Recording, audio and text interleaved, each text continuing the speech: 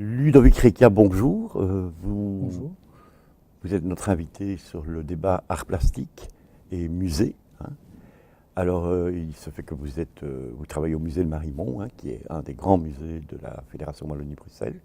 Mais vous êtes aussi à l'initiative d'un musée qui va s'ouvrir à la Louvière, qui est un centre de la céramique, le centre Carabis, lié à l'histoire de la faïencerie Bock, dont on connaît les problèmes actuellement sur la ville de la Louvière.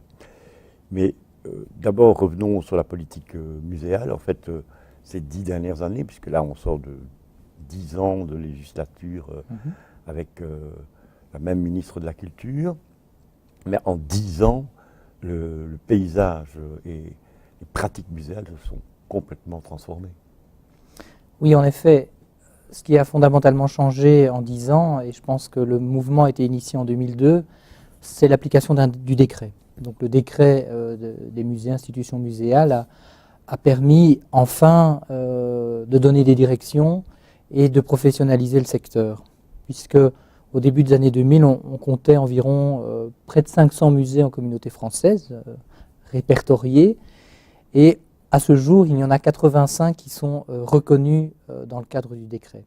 Donc ça montre que, effectivement, 85 sur 500, ça paraît peu, mais ce sont 85 institutions qui ont fait la démarche d'introduire un dossier de reconnaissance. Il y a plusieurs catégories de reconnaissance, 3 catégories pour les musées et une catégorie pour les dites institutions muséales. Donc des institutions qui n'ont pas toutes les fonctions d'un musée telles que le définit l'ICOM, qui est le Bureau international des musées. Et donc ces 85 institutions, eh bien, on leur a donné des moyens, sans doute pas toujours suffisants, mais en tout cas des moyens minimaux pour fonctionner et assumer des missions qui sont inscrites dans un programme pluriannuel. Alors, ce qu'on a constaté ces dernières années, évidemment, c'est le public des musées a évolué, mais aussi la façon de valoriser les œuvres a évolué. Mais surtout, on assiste à un certain nombre à la création de certaines institutions qui allient conservation du patrimoine et création. Oui, en effet. Alors, c'est un peu, je dirais, cette remarque est au cœur de toute la problématique justement d'un texte de loi. Aujourd'hui, il y a un décret art plastique et un décret musée, donc. Et finalement, je pense que de nombreuses institutions de type musée sont sans doute à l'étroit dans ce décret musée. Effectivement, c'est un décret c'est une définition, pardon, qui a été prise en considération par un groupe d'experts à l'origine donc du Conseil des musées, un conseil d'ailleurs qui, en 6 ans, puisque le décret était appliqué un peu plus de 6 ans, en 2006, à partir de 2006, ce Conseil des musées a fait un travail énorme d'accompagnement de ces 85 musées, mais je dirais que justement, dans le cadre d'un décret qui correspond sans doute à une vision assez classique du musée, mais qui en même temps ne prend sans doute pas en considération de nombreuses fonctions de certaines institutions qui, aujourd'hui, parmi les principales d'ailleurs, échappent au décret. C'est ça. Alors, en fait, on est surtout maintenant sur les perspectives de la prochaine législature, la réforme de l'État, le transfert d'un certain nombre de compétences. Les musées sont, pour une bonne part, implantés en Wallonie. La région wallonne s'intéresse aussi à la question, évidemment, du patrimoine. Et par ailleurs, il reste les compétences, évidemment, de la Fédération Wallonie-Bruxelles. Pour la prochaine législature, de votre point de vue, qu'est-ce qui est urgent de mettre en place pour faire évoluer la politique muséale? Si demain, vous deviez, vous, décider de la politique muséale, quelles sont là où les mesures phares que vous pensez qu'il faut prendre pour vraiment faire évoluer positivement la politique muséale, tant en termes artistiques qu'en termes de contact avec les publics? Je vais commencer par un lieu commun qui est la question du financement. Il y a 6 ans, je me souviens, à la fin de la précédente législature, le secteur des musées était parmi les plus pauvres et l'avant-dernier, je dirais, avant la littérature. Aujourd'hui, c'est le plus pauvre des budgets du patrimoine des arts plastiques, pas de la culture en général. Et donc, je pense que, objectivement, vu la mission qui est confiée à ces 85 musées, plus ceux qui échappent, comme je le disais, au décret, parce qu'ils sont aussi des centres, des lieux d'art plastique, mais je crois qu'il faut quand même revoir le financement de ces musées, puisque aujourd'hui, les budgets attribués à ces musées reconnus sont à peine ceux que la Flandre consacre à ces plus petites institutions muséales. Donc il y a effectivement une disproportion qui montre bien que la communauté française, effectivement, est en difficulté. Alors, je pense que là, c'est une première chose sans doute à faire, mais bon, on verra qui pourra le faire. Ce n'est pas le plus simple, bien entendu. Alors, je dirais, moi, d'un point de vue plus philosophique, plus général, aujourd'hui, les musées doivent très certainement participer s'impliquer davantage dans la société via toute une série de réseaux qui peuvent être mis en place. Bon, j'ai tendance à constater que les musées aujourd'hui se centrent sur leur mission, font peut-être moins appel aux créateurs. Donc il y a évidemment des musées qui sont, il y a je pense à des centres d'art contemporain qui forcément sont en prise avec la création contemporaine, bien entendu. Mais je crois qu'aujourd'hui, le musée, dans sa dimension postmoderne, quel que soit, je dirais, le patrimoine qu'il conserve, doit être ouvert sur la problématique des artistes et le regard qu'il pose justement sur ce patrimoine. Alors, c'est vrai qu'il y a la question du transfert de compétences, bien sûr. On peut imaginer un jour que le patrimoine soit géré par les régions.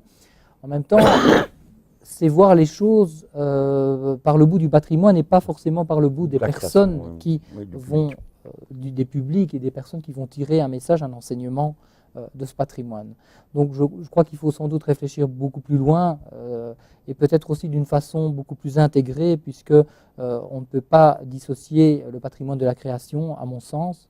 Aujourd'hui, il y a des acteurs de la culture doivent prendre pied d'une manière beaucoup plus solide dans les musées. Je pense aux centres culturels, je pense au secteur de l'éducation permanente, et surtout à l'enseignement. Je crois qu'aujourd'hui, ce qui est l'enjeu le plus fondamental pour moi, c'est de donner une place aux écoles, bien sûr, mais aussi aux enseignants et à la formation dans les musées, à une formation, à la médiation des œuvres.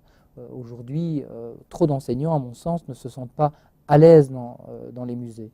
Or, il y a un tel maillage des musées en communauté française toute école a à proximité d'elle un musée où trouver justement source, même de nouvelles ressources pour son enseignement, pour les matières qu'elle enseigne. Donc je pense que c'est vraiment fondamental aussi ce pas vers l'enseignement et aller beaucoup plus loin que le décret culture école tel qu'il a été appliqué jusqu'ici. Un dernier mot sur une des mesures qui a fait débat sur cette législature, sur la question des publics, c'est une forme de gratuité. Un point de vue rapide sur cette mesure? Alors moi j'aurais un point de vue peut-être un peu extrême, c'est que je pense qu'à la limite, la gratuité devrait être permanente. Parce que de toute façon, au départ, la gratuité appliquée au public scolaire a été proposée contre compensation, ce qui n'est plus le cas, je pense, aujourd'hui. Et je pense que la gratuité, c'est à mon avis un bien. Il y a le point de vue de ceux qui disent quand on paye, on est plus motivé, on est motivé parce qu'on va chercher en payant. Je pense au contraire qu'une vision du démocrate, les musées rendent un service public et on pourrait imaginer, comme on pourrait rêver que les transports en commun soient gratuits, on pourrait imaginer que les musées soient entièrement gratuits.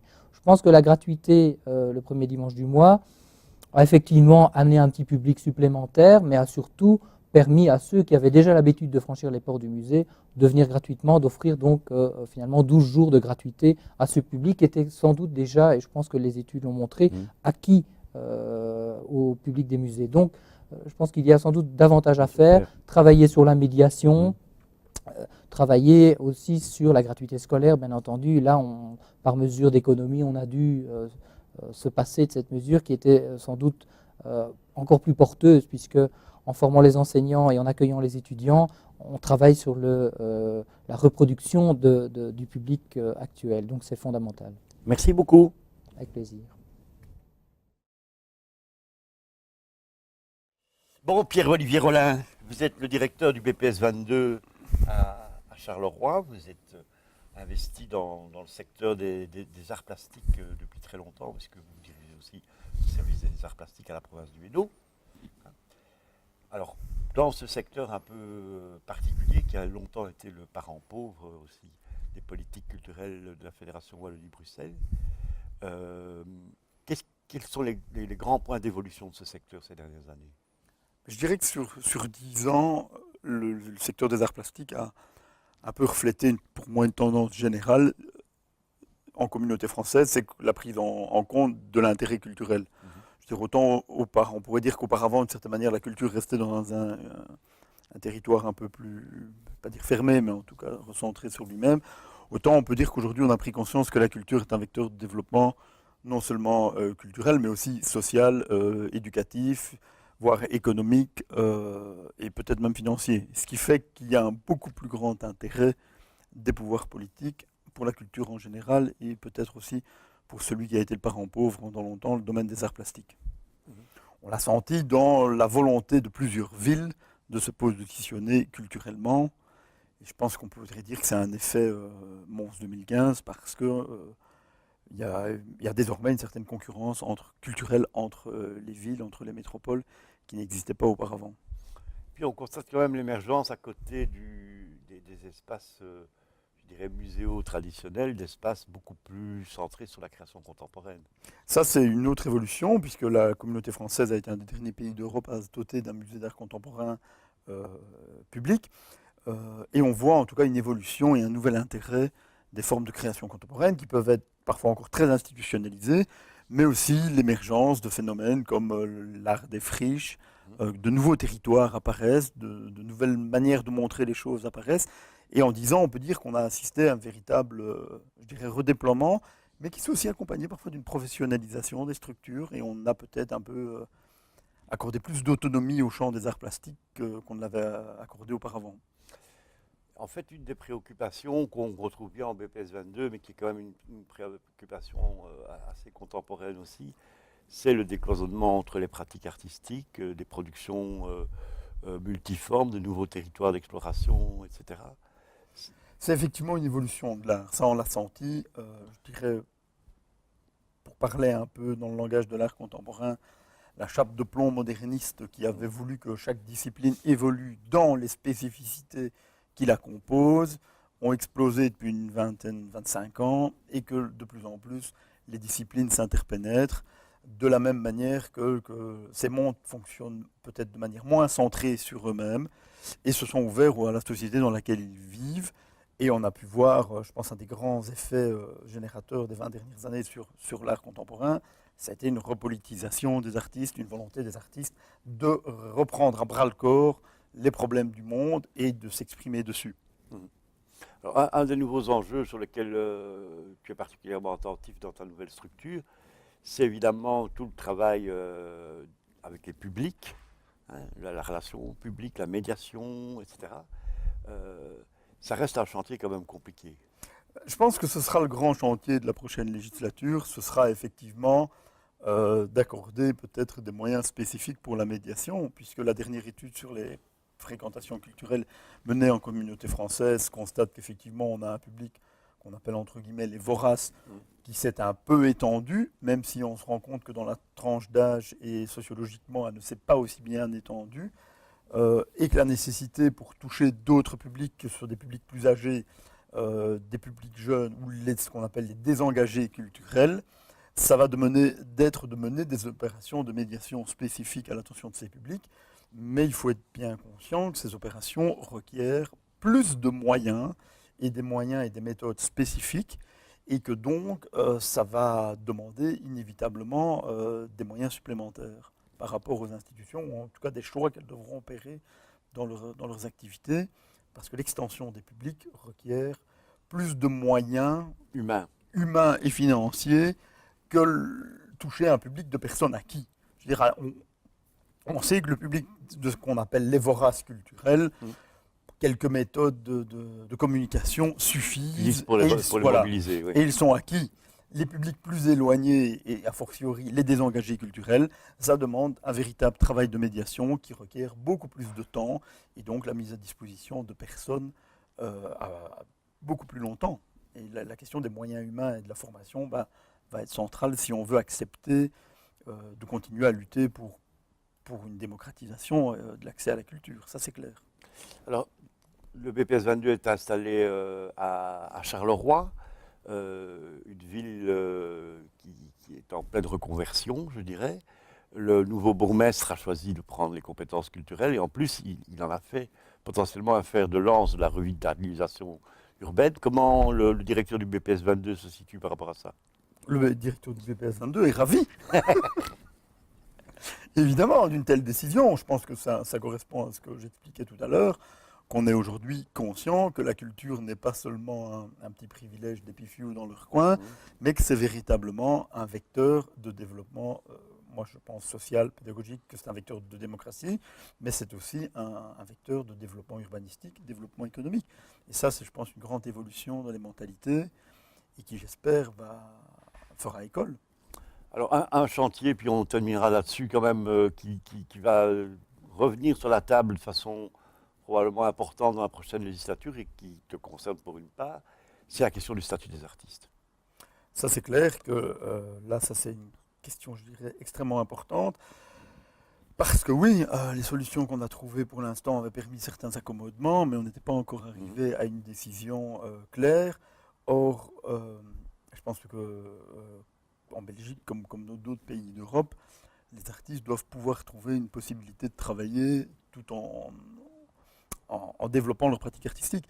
Et on sait que si beaucoup de gens vivent de l'art, enfin certaines personnes vivent de l'art, les artistes sont beaucoup moins nombreux à vivre de leur art. Bien sûr. Et donc là aussi, je pense qu'il y a quelque chose à trouver pour permettre à trouver une solution qui soit acceptable pour toutes les parties.